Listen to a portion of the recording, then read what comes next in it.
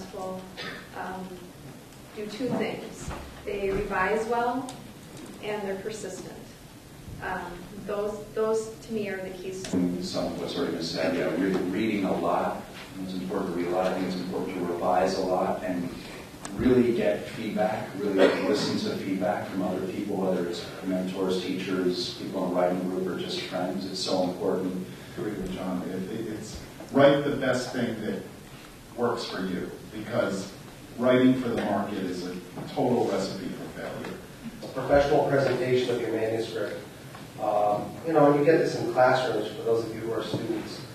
Proofread. Don't just trust spell check. Proofread. Let somebody else proofread it for you. Professional presentation is the first step of being treated professional. New and interesting ways to market our books, but it's not the only thing that we do.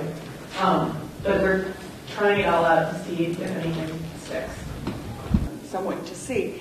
What comes first, finding an agent or going to a publisher? So most publishers will only look at it if the agent submits it to it. And the process, I guess the real short version, what I would say, is look at books that you think your book is like, or authors that you really admire.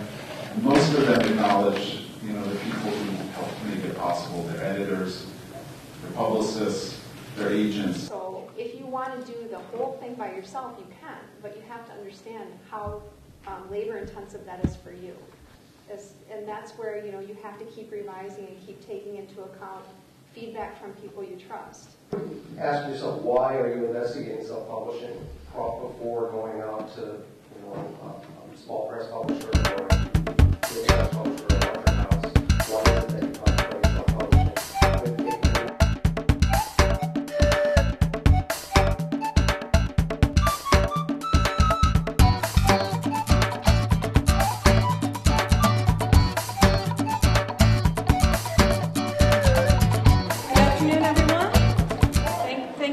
For being here.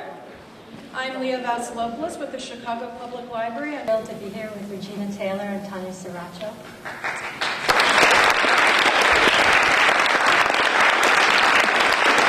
The Klansmen having picnics, drinking iced tea, and barbecuing folks back when we had to carry passports to prove that we were free or be sent further down south, like them folks in Arizona. Plug him up. I promise I'll come back to you and bring you a candle every month or something. Just please plug him up. The third one will be 1001 Arabian Nights adaptation, but through the point of view of two girls who have been kidnapped on the border, and they keep alive by, throwing out telenovela style stories. They have something to say, and I'm compelled to listen to them. We have a conversation, and then I have to write them down. Excuse me, sorry. How is Veronica both could reach us?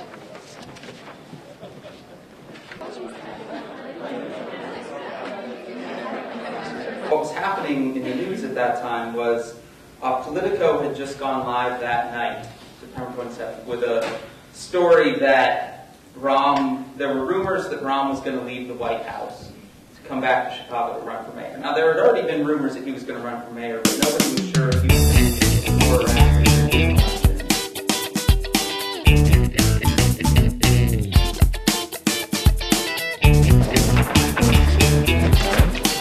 You got it. Thanks. I'm not judging. Why, thank you. Yes, ma'am.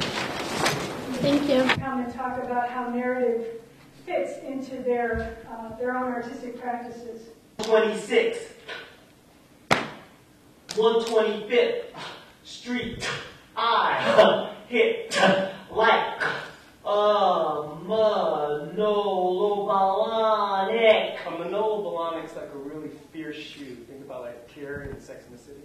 At that point, I thought maybe I shouldn't have been quite so personal in these things, particularly by my mother and father and alcoholic father, etc. You win.